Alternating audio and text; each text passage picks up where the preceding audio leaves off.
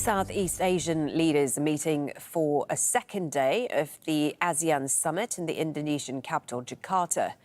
The ongoing crisis in Myanmar and territorial disputes in the South China Sea remain high on the agenda.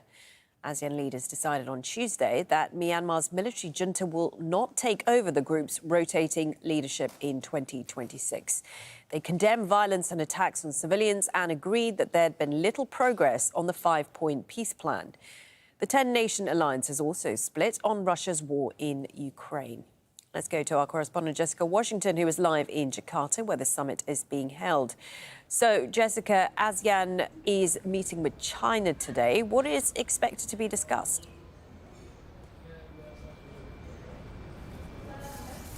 Well, in this dialogue between the Chinese Premier Li Qiang and his ASEAN counterparts, we don't know exactly what has been discussed. The meeting wrapped up a short while ago, but we did hear some of the opening remarks. Now, from the Premier Li Qiang, we heard him speaking of the brilliance of the relationship that ASEAN shares with China and the prospect of new opportunities. I'll read some of what he talked about, that China-ASEAN cooperation has come a long way and that both share a relentless pursuit of peace and strong aspirations for development and have a real commitment to the stability of the region. It's certainly a relationship that has some high points, economic and trade ties.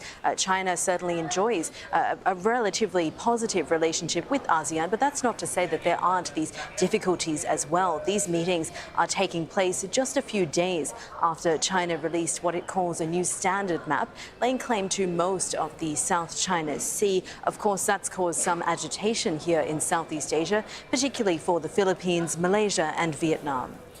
Have they made any progress on the South China Sea issue?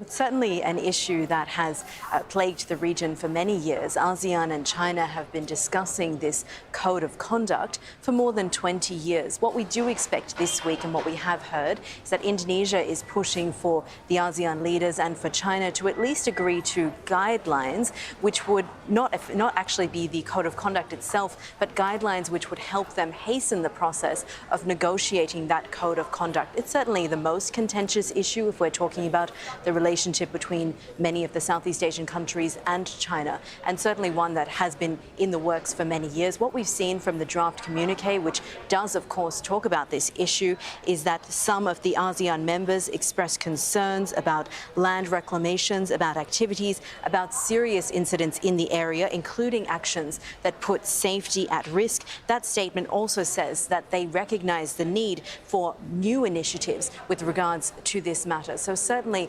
not any specific mention of what those initiatives might be, but definitely an acknowledgement from the ASEAN leaders that this is one of the most contentious issues for the region.